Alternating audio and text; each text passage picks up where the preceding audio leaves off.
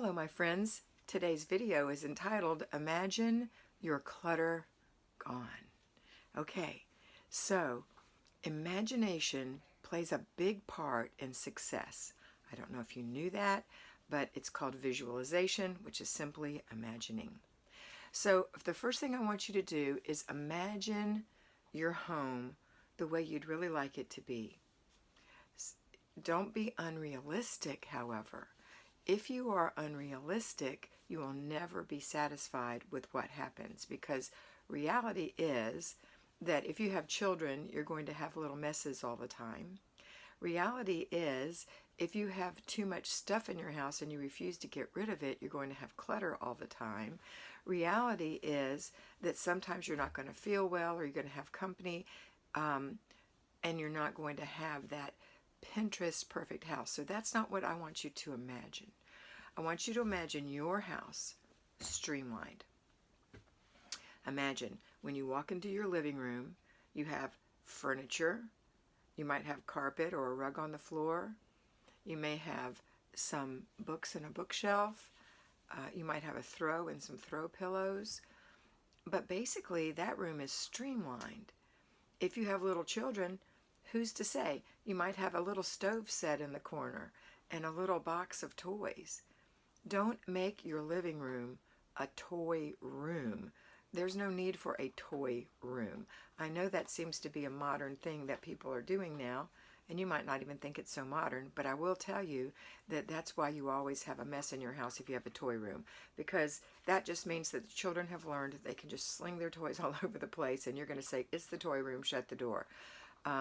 The other thing that will happen is it's like a lava flow, and it will go into all parts of your house. So if you have a place for toys, that's fine. It's not a toy room. Their bedroom is not a toy room. It's their bedroom. Your living room is not a toy room. It's your living room.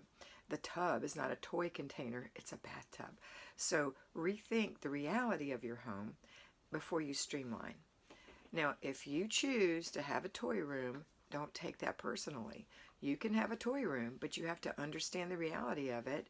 And if you don't want it to be a free-for-all in there, then you're going to have places for the toys to be put away, and you're going to have to go in there 3 or 4 times a day and make sure that the toys are staying in control. Okay? So please don't misunderstand me. If you want a toy room, have a toy room. If you disagree with me, that is great. I don't live in your house. I don't raise your children. I don't get your income. I don't eat your food. This is your home. You could do what you want. I'm just trying to give you some guidance. Okay, so imagine your house streamlined. Let's go into your bedroom. Oh my goodness. The bedroom is often, especially if you have children, a children's room as well. People have gotten to the point where they allow their children just to go into their room as if it's a part of that living room. And the children will go in there, they will leave toys, they'll waller all over the bed, they'll watch TV in there, they play games in there. It's just a game room for them, an extra room. And that's not what your bedroom is intended for. Your bedroom is a place of respite for you. It's a private island for you. As a parent, and even if you don't have kids, it still needs to be that area where you can separate yourself from the rest of your home and have peace and solitude. So your bedroom, when you look at it streamlined, should look something like this. A bed that's made with nothing on it.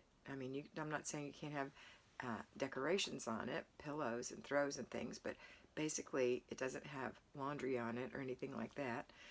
A dresser, a chest of drawers possibly, depends on the size of your room. Some people have rooms that are so small that they have to put their dresser in the closet, and they really don't have any room for a chest of drawers. But it depends on the size of your room. Again, this is your home. But in general, the point is that the floor is free. You can walk around on the floor. You can lay on your bed in the middle of the day and read a book if you want to. You've got, if you at night, you've got something to read by, a light or whatever. Your curtains aren't falling down if you have them.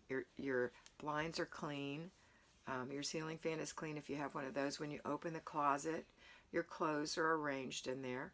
You know, you've got your shirts, and you've got your pants, and you've got your skirts, and you've got your dresses, and you've got your layers, your jackets, and then your shoes are arranged, and maybe you've got some arrangement going on in the shelf. Maybe you've got off-season clothes on the top shelf.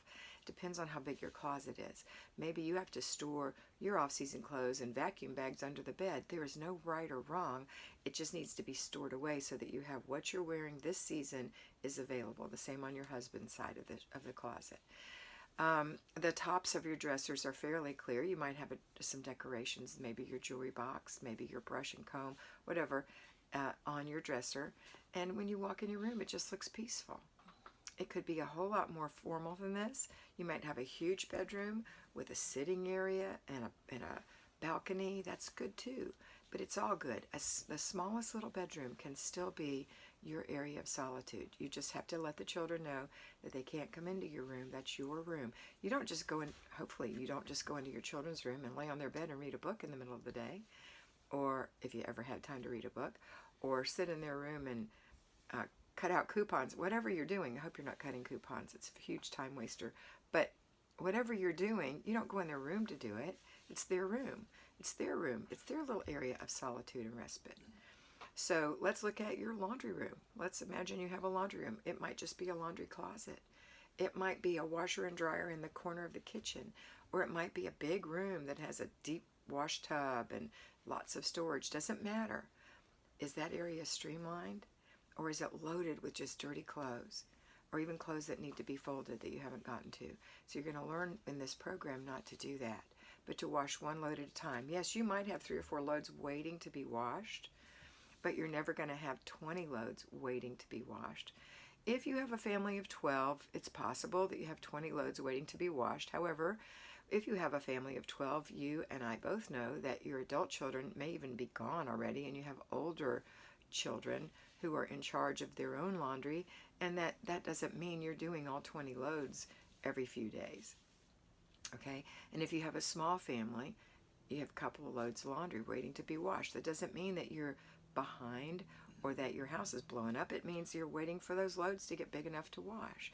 You're going to wash whites today maybe, or lights. You're going to wash darks tomorrow, or you're going to wash towels. And you're just waiting because today is towel day. It's not dark day. Okay?